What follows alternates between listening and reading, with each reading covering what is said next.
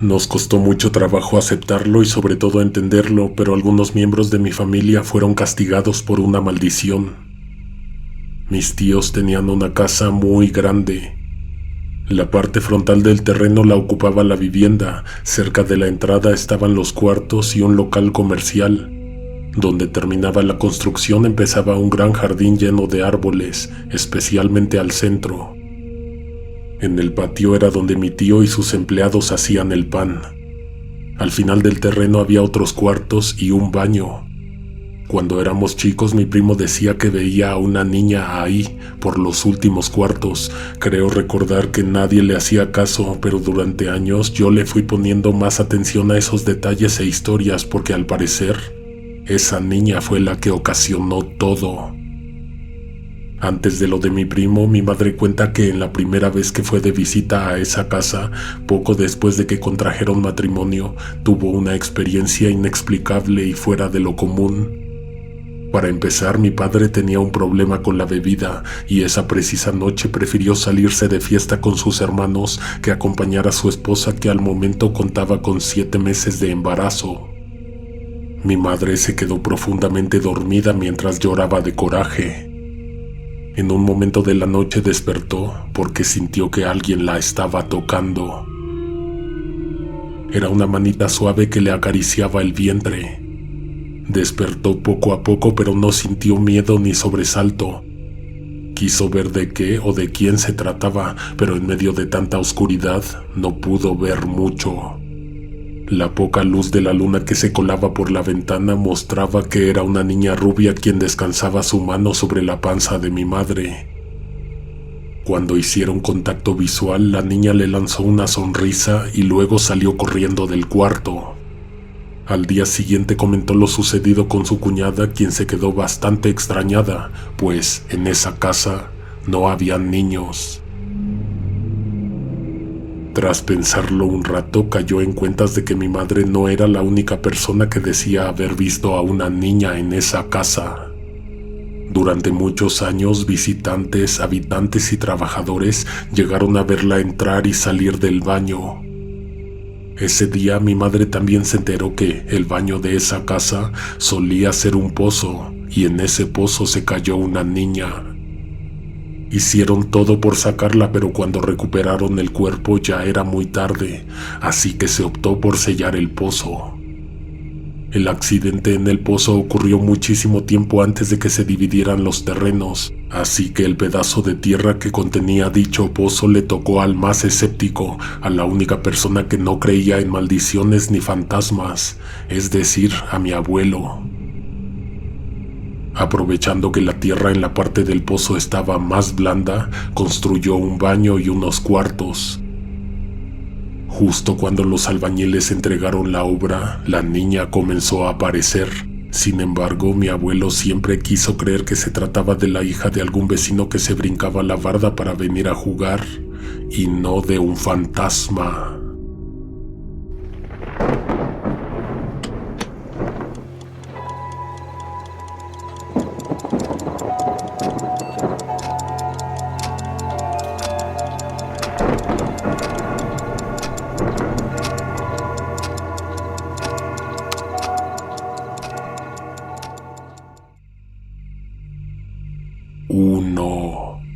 Mi tío cuenta que en una ocasión dejó a uno de los panaderos trabajando de noche. Él y sus hermanos se fueron a una fiesta mientras aquel hombre sacaba la producción del día siguiente. Ese empleado tenía una pequeña radio que utilizaba para reproducir música y callar un poco el espantoso silencio que reinaba mientras él trabajaba. Entrada la madrugada, a ese hombre le pareció escuchar unas risas que salían de las penumbras. Poniendo un poco más de atención, ubicó las escalofriantes risotadas provenientes de entre los árboles. Desde un inicio quedó claro que algo andaba mal, pero como ese hombre era valiente, solo se asomó al patio y mentó madres en dirección del profundo vacío que se carcajeaba y que mecía las ramas de los árboles. Después de eso volvió a sus labores. Una hora después, cuando se encontraba sacando el pan del horno, levantó la mirada y vio a la niña. Esta caminaba de espaldas en dirección del baño, dando extraños pasos hacia atrás y mirando en todo momento al panadero. Ahora es imposible saber qué fue lo que mandó llamar al sujeto, pero algo lo llevó del taller al frío y oscuro patio, luego lo condujo hasta el baño, que fue donde desapareció la pequeña. Él sabía que ni en la casa ni en el terreno existía una niña como la que acababa de ver. La intranquilidad que se percibía en ese momento le gritaba en la cara que algo andaba muy mal. La puerta del baño más bien era una cortina que se atoraba en un clavo. Antes de abrir, preguntó varias veces quién andaba por ahí. Nadie respondió jamás. Cuando el panadero jaló la cortina, encontró el baño vacío. En el taller había muchas otras cosas que hacer, pero el empleado ya no tenía ganas de continuar. Como no se podía ir, lo único que le quedó fue echarse a dormir. La mañana siguiente le contó todo eso a mi tío, pero él no le dio la importancia en lo absoluto y, como era de esperarse, el asunto terminó olvidándose. A ese panadero le decían el Gordo. Una semana después, mi tío y el Gordo se subieron a una camioneta e hicieron un viaje muy largo.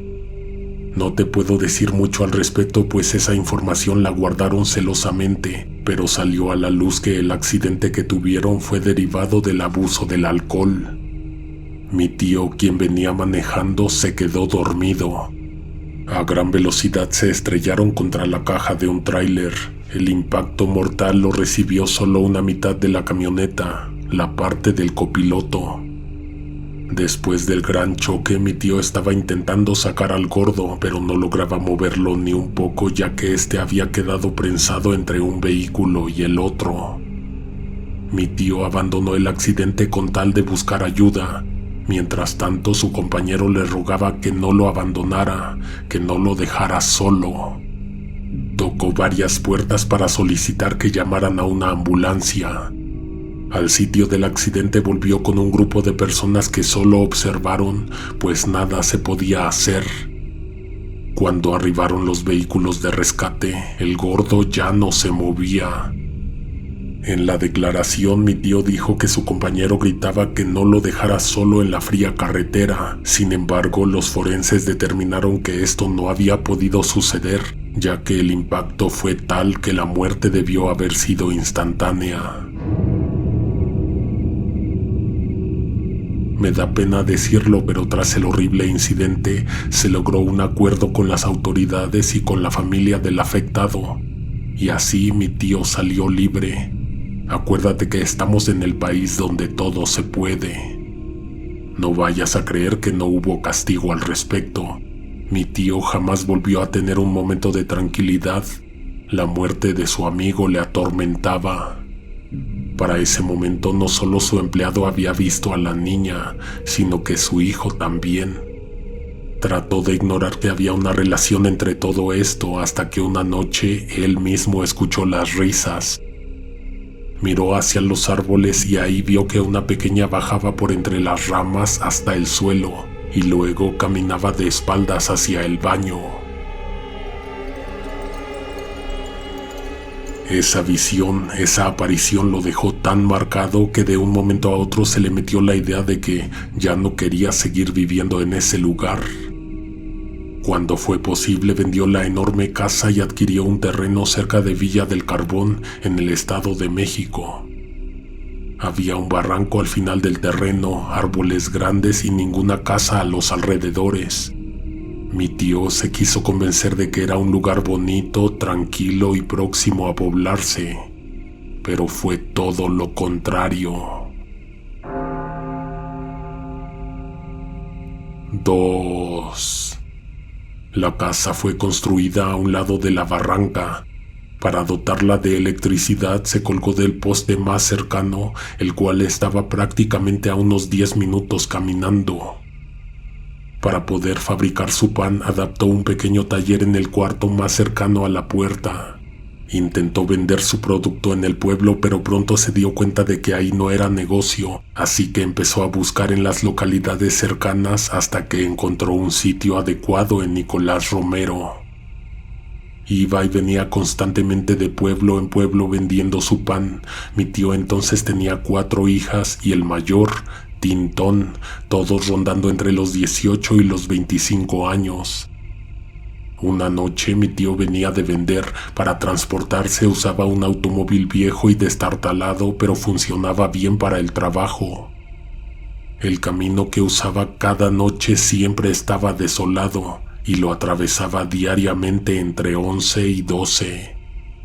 A lo largo de esta vía no había suficientes postes de luz encendidos. En un tramo de 500 metros con suerte había 1 o 2 iluminando un punto en medio de la nada. Había bastantes curvas y solo un carril para ida y venida, muchos árboles y espesa vegetación. Él cuenta que en aquella ocasión venía con la cabeza ocupada en las cuentas del negocio cuando de pronto sintió que las llantas pasaron por encima de un bache. Al superarlo escuchó un extraño quejido. Sintió sudor frío y se imaginó que había atropellado a un perro o algún animal salvaje. Sin embargo, al mirar por los espejos, se encontró que había pasado encima de una persona. Bueno, parecía una persona, pero en realidad era otra cosa. Una criatura que inmediatamente se levantó y se le fue encima al carro. Mi tío pisó el acelerador hasta el fondo y así se fue hasta su casa, sin querer voltear e imaginando que aquella cosa habría podido hacerse paso hasta los asientos traseros. El tío Chuy llegó a la casa desesperado, gritando y preguntando por su hijo. El miedo y la desesperación lo hicieron que se aventara a la puerta a sacudirla para que le abrieran. Su familia salió al instante, preocupados porque parecía que alguien venía siguiendo a mi tío para matarlo. Cuando esa historia se contó, pocos podían creerla, a pesar de que era un granito de arena más sobre el montón de cosas que ya habían pasado o que estaban por suceder. ¿Recuerdas que mencioné que mi tío construyó su casa cerca de una barranca? Pues resulta que alguien se asomaba específicamente por la ventana del cuarto de mis primos. Los cuartos daban al voladero, es decir, francamente era imposible que alguien pudiera escalar hasta la ventana. Aún así, de madrugada se escuchaba que golpeaban con los nudillos sus cristales. Una mañana, cuando estos ruidos despertaron a todos, los niños vieron una mano oscura acariciando el vidrio, seguramente buscando la manera de abrir y entrar al cuarto. Los chicos gritaron desesperados y mis tíos acudieron de inmediato con palos. Encendieron la luz, revisaron la recámara, se asomaron por la ventana, pero no encontraron nada. Esa noche en la casa estaba el Capi, hermano de Chuy, un hombre alcohólico que en aquellos años ya estaba más que perdido en el vicio. No voy a negar que era muy trabajador, pero siempre apestaba a licor.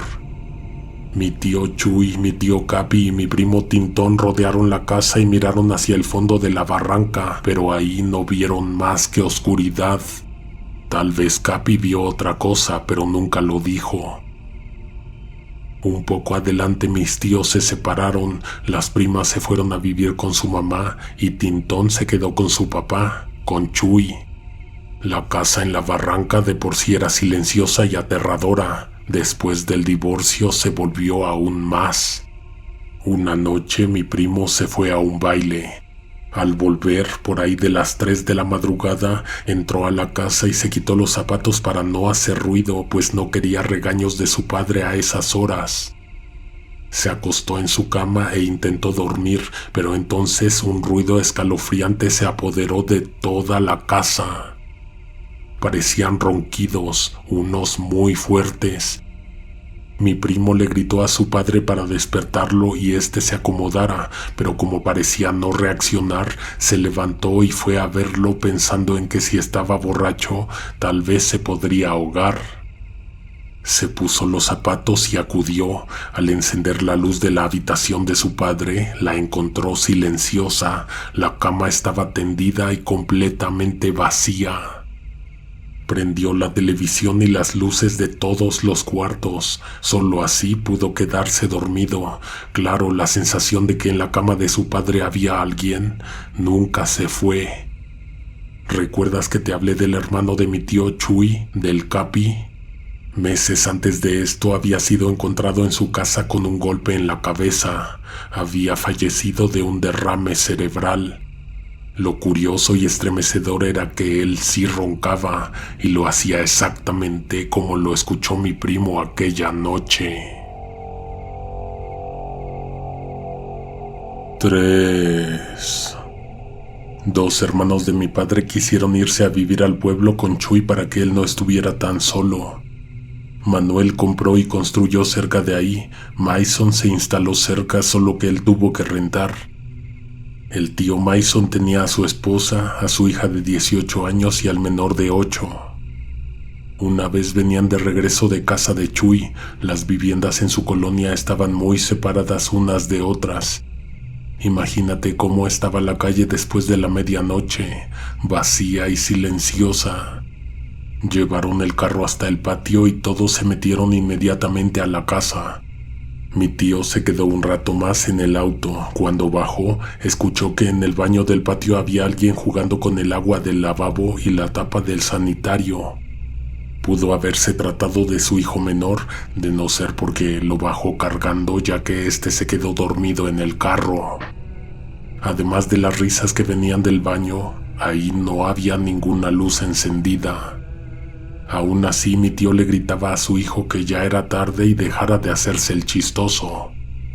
Momentos antes su esposa le preguntó a quién estaba regañando, pues ambos hijos ya se habían ido a la cama.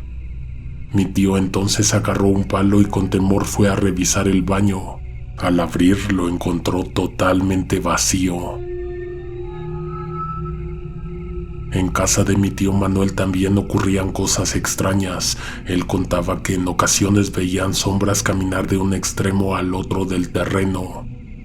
La manera en que la gente explicaba esas visiones o apariciones era con nahuales o brujas, pero mi tía no creía en nada de esas cosas, hasta que una vez ocurrió algo mientras nos encontrábamos de visita. Estábamos en su casa platicando, viendo la televisión y tomando café, cuando de pronto el perro empezó a gruñir. Casi de inmediato lo escuchamos pelear y trabarse, luego llorar y aullar de dolor. Tal cosa nos hizo salir corriendo a ver qué había pasado. Al momento en que salimos, alcanzamos a ver que algo levantó y aventó al perro hacia el centro del patio.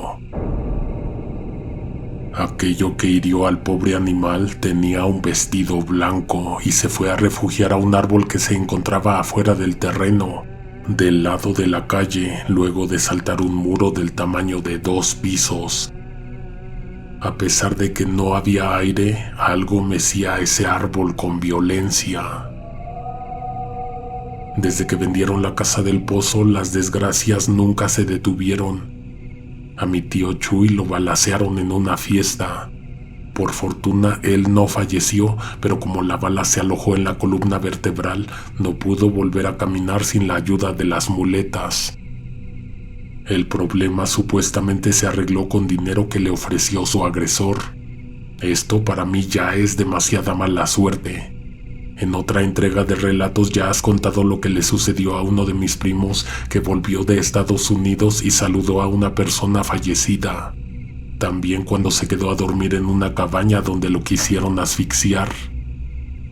Tintón, el hijo de Chuy, tenía 26 años cuando cayó con las malas amistades y empezó a dar malos pasos.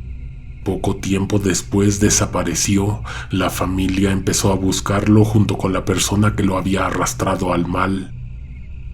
Desafortunadamente fueron encontrados en la barranca, muy en el fondo. Mi primo tenía muchas heridas en el cuerpo, además de que estaba enredado en alambre de púas. Al otro no me atrevo ni siquiera a contarte cómo lo hallaron. Después de atar muchos cabos sueltos, entendí que todo tenía un hilo conductor. ¿Te acuerdas de la casa en Tlalnepantla donde se aparecía una niña? Muchas veces la escucharon reír y jugar por las noches, pero también lloraba y pedía que la sacaran del agujero. Mi abuelo a sus hijos les contó que cerraron el pozo después del accidente, pero lo más probable es que no haya sido así y que seguramente nunca la sacaron. A esos 4 hermanos que vivían en la casa y que la vendieron, jamás revisaron el pozo ni hicieron algo al respecto.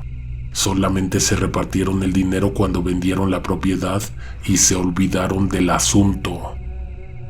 Precisamente fueron a esos 4 hermanos a los que les cayeron las tragedias. Uno de ellos volcó su auto, también en un barranco, casi inmediatamente después de que lo compró. No murió, pero después del accidente cayó en el vicio. Ahora no tiene esposa ni familia.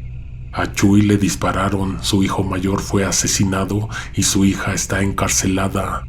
Ya tiene 4 años en prisión, pero aún le queda una larga condena por cumplir. Y por último, mi tío Mason lamentablemente falleció de COVID y Capi, pues ya sabes, de muerte cerebral. Espero puedas redactar esta historia de la mejor manera posible. El 2 de noviembre sería cumpleaños de mi primo Tintón. Esta sería una forma de darle homenaje a él y a todo lo sucedido. Saludos desde Ciudad Neza, en Loma Bonita. Nos escuchamos esta semana con la segunda parte de Historias de Guardias de Seguridad. No te pierdas los estrenos, suscríbete y activa las notificaciones. Hasta la próxima. Alguien te observa en la oscuridad.